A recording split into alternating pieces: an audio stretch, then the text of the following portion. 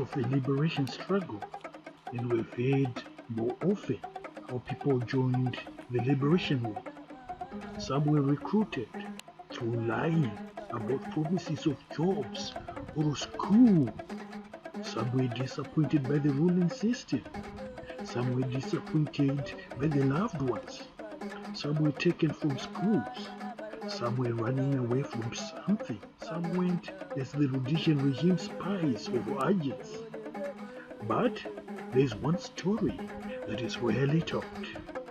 There were ladies who recruited some of the comrades by pretending to be prostitutes. These fake or true prostitutes would get any of the debauched men who proud their orbit as long as they were Zimbabweans. They would then go with these men to their brothels only to have them abducted or kidnapped. These people would then become Zanga trainees. This happened in Zambia and Tanzania in the early days of the struggle. This was a political Musengabere. Musengabere being the Van word referring to when men would kidnap a lady willingly or unwillingly so as to marry her. Only this time it was the opposite, women abducting men.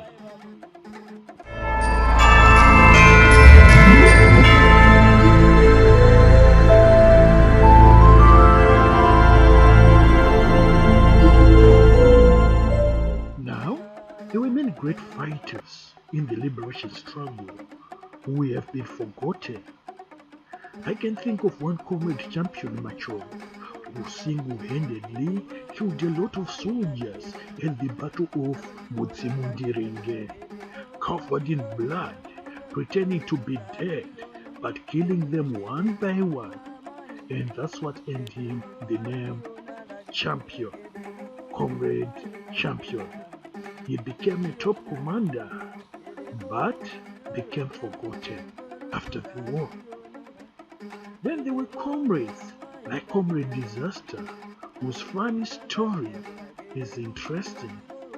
He had to hide in caves and only came out almost 6 years after the war had ended, claiming he did not know the war had long ended.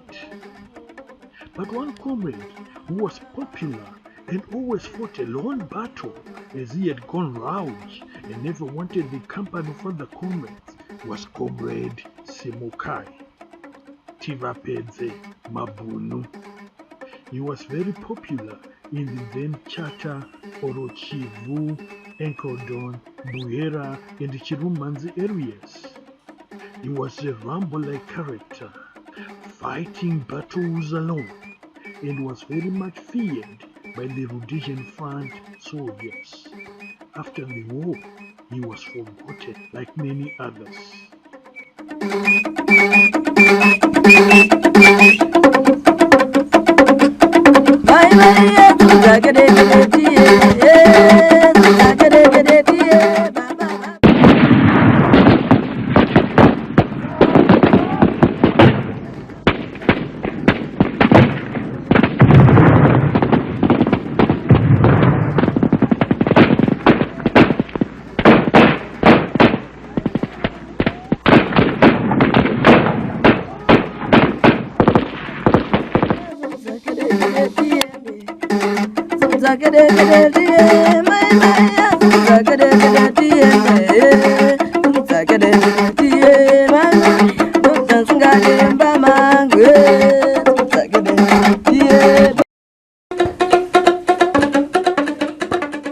When you come into the country, you like very much to fight. You like very much to get rid of this so-called exploitation and capitalism and imperialism. You think you're a gallant, patriotic fighter or something.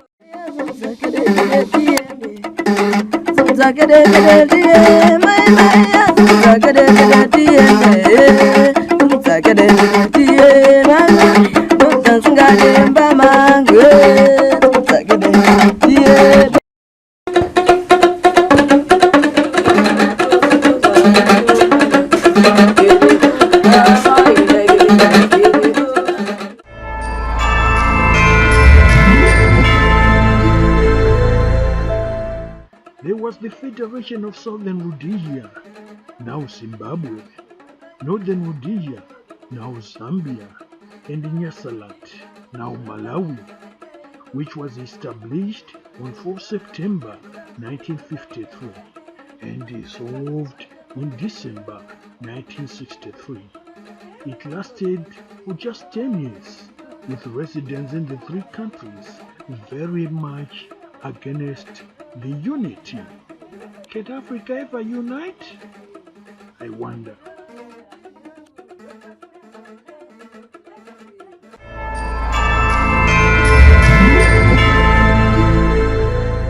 The ANC was probably the first party in South Africa, but the name rubbed off even in Zimbabwe.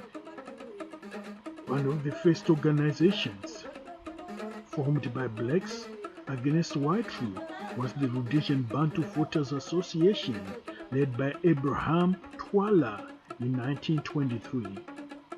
Benjamin Burombo formed the African Voice Association in the 1940s. But before him, in 1934, a political party, the Southern Rhodesian African National Congress, was formed, led by Reverend Thompson Samukande. This should not be mistaken with the African National Congress led by Joshua Nkomo that was formed in 1957. Another ANC, which was later on called UANC, was formed in 1972, led by Bishop Abel Tendekai Muzorewa.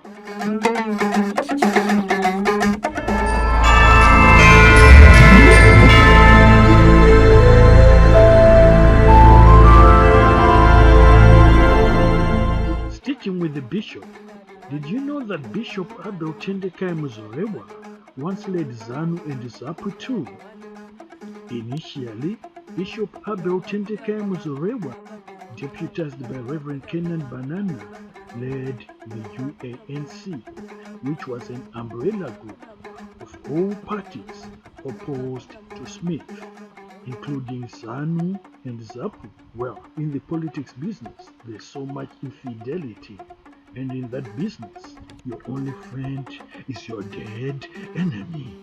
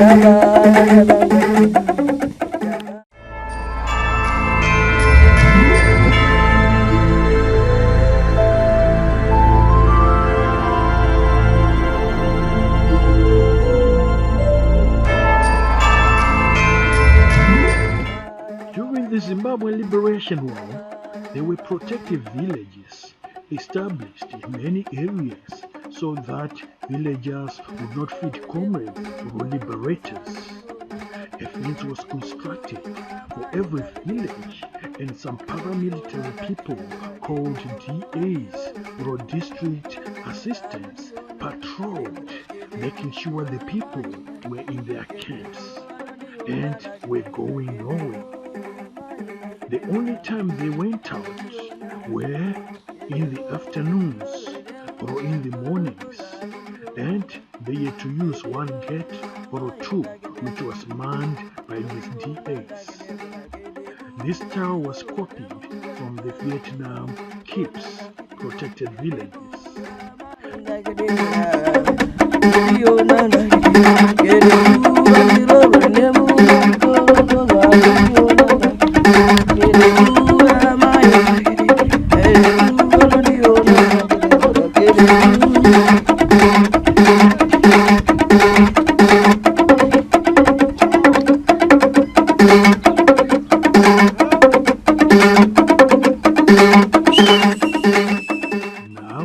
The first Zimbabwean place to have an experimental protective village known as KIPS was St. Albert's Centenary or Msarabani after students were taken by comrades led by Thomas Ndari in 1973.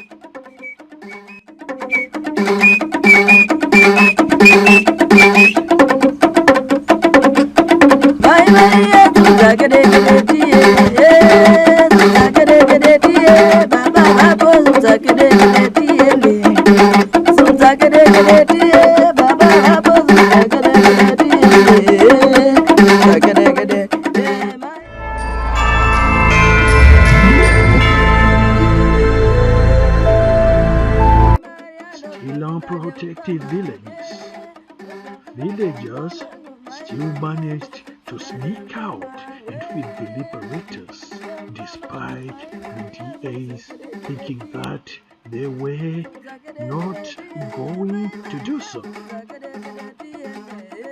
The villagers would put billy in things like Scotch cat wheels. They would pass through the gates with their Scotch cats pretending to be going to their fields or to carry some firewood.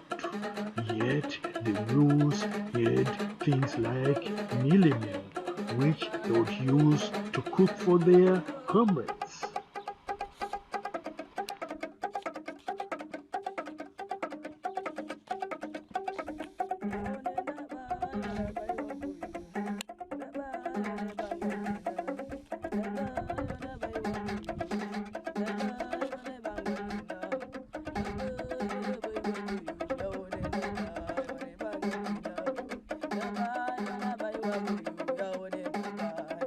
Our guerrilla movement is not divorced from the generality of the people. Clothes, food, everything is coming from the progressive organizations in Britain and in America and in Sweden and all over the world. This shoe, I never bought it. Zanu never bought it, never paid a penny out of it. This is, I think, from Sweden. If I didn't have it, how would I walk? Would I fight? I wouldn't fight. So the man who is fighting in Zimbabwe more than a Zimbabwean is the one who contributed to this shoe. I'm able to plan because I'm putting on a jacket and on a trousers. And who is giving me this? The people in Britain, the people in America. So what about? They would also put dirty laundry, like children's napkins, on top of the food so that the DAs at the gate would give them a pass after having a quick glance and realizing they were napkins and smelling a very pungent smell near them.